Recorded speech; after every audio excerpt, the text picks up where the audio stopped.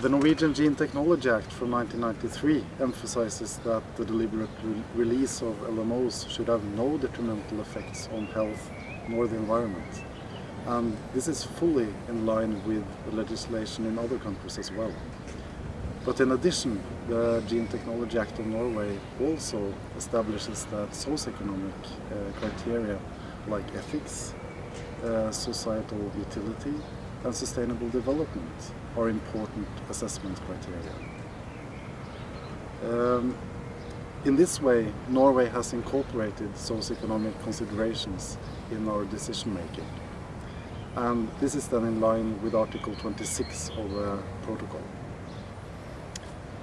This then is in slight contrast to the situation within the EU, because the European Union and its member states do not have the same socio-economic considerations that we do in Norway. But from a legal point of view, the EU can also take into account other legitimate factors. And this may be developed in the years to come. Socio-economic considerations is a very complex concept for which the Gene Technology Act of Norway does really not have any good guidance as to how it should be understood. But for Norway, it's quite clear that it goes beyond the benefits for the companies.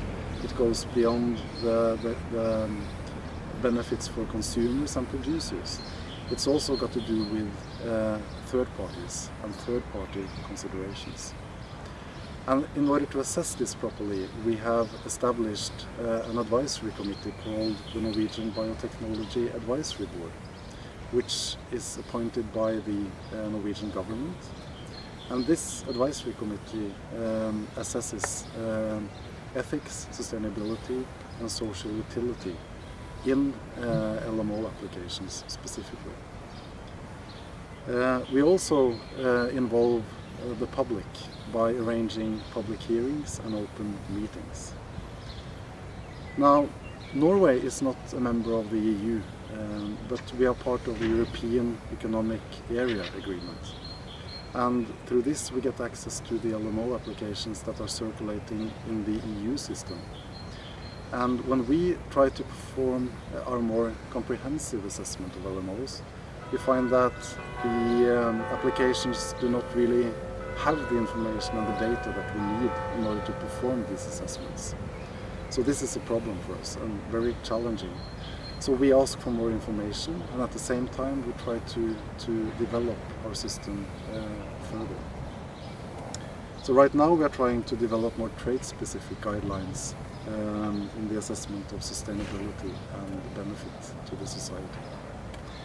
Now, Norway really welcomes the use of biotechnology in different areas, providing that it is safe and it's sustainable. But we think that public acceptance is a key here. And this is why we think that socio-economic considerations is a very important part of LMO assessments. We hope that parties, by sharing views, sharing information on socio-economic consequences, are able to develop Article 26 of the protocol further.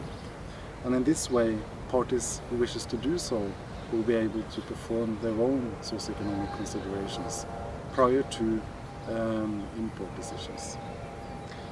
Again, we think that this is really a key issue in facilitating sustainable use of biotechnology.